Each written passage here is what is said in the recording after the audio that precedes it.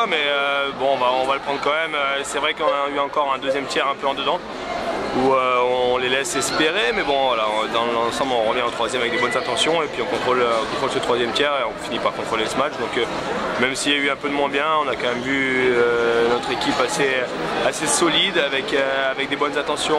Il va falloir faire attention à ces deuxièmes tiers, à ces moments de temps faible, mais bon, ensemble, on les a bien contrôlés. Pendant le premier tiers, vous faites le boulot, mais vous faites le dos rond quand même dans le second. Hein. C'est ça, c'est ce que je viens de dire, on a eu un temps faible un peu dans le second. Il va falloir qu'on rectifie ça, c'est quelque chose qui a été assez récurrent pendant la saison. Maintenant, je ne sais pas pourquoi on n'arrive pas à changer un peu la donne. C'est vrai qu'on a du mal à faire des matchs complets, mais vu que pour l'instant on concrétise pas mal sur nos temps forts, ça nous permet d'avoir des scores en notre faveur. Maintenant, voilà, on sait qu'il va falloir jouer un match complet là-bas.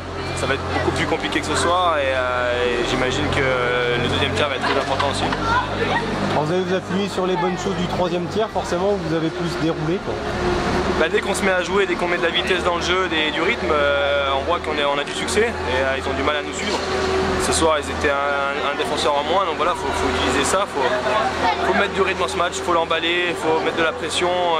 On sait qu'ils n'aiment pas ça, ils ont un jeu un peu plus lent et discipliné et structuré, mais dès qu'on met de la vitesse, ils sont en difficulté. Donc voilà, c'est ce qu'il faut qu'on utilise, on le sait, maintenant on a les cartes en main pour le faire. Ça va pas être pareil là-bas sur petite glace, mais on a les capacités de gagner, donc il va falloir qu'on finisse cette série là.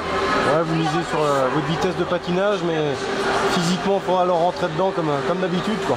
Ouais, mais je trouve que là ce soir, ce qui a été bien, c'est qu'on est resté en dehors de toutes les provocations et tous les coups.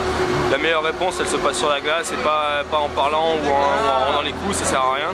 Et quand on reste concentré sur le match, là on a du succès, et on ne se déconcentre pas sur des faits de jeu ou des choses qui se passent en dehors, qui nous font perdre complètement le fil du match. On reste concentré, et ça nous permet de dérouler notre jeu comme on l'a fait tout au long du match. Donc pour conclure, est-ce que vous regardez ce qui se passe du côté de Gap-Rouen? Forcément, on a un œil maintenant, voilà, que, pour être honnête, on pense déjà à la qualification, et si qualification est, dans tous les cas, que ce soit Gap ou Rouen, ce sera une finale extraordinaire, mais bon, pour l'instant il nous reste encore une marche à accomplir avant d'être en finale, donc on va penser à ça avant de penser à notre adversaire en finale. Une petite préférence comme entre Gap et Rouen? Non, aucune. Les deux, une nous permet d'avoir l'avantage de la glace par rapport à l'autre, si Rouen passe, mais pour l'instant voilà, on va se concentrer sur le match d'Angers, et quoi qu'il arrive, que ce soit Angers ou que ce soit Gap ou Rouen, ce sera deux beaux finalistes, donc on verra et on prendra celui qui vient, si jamais on est qualifié.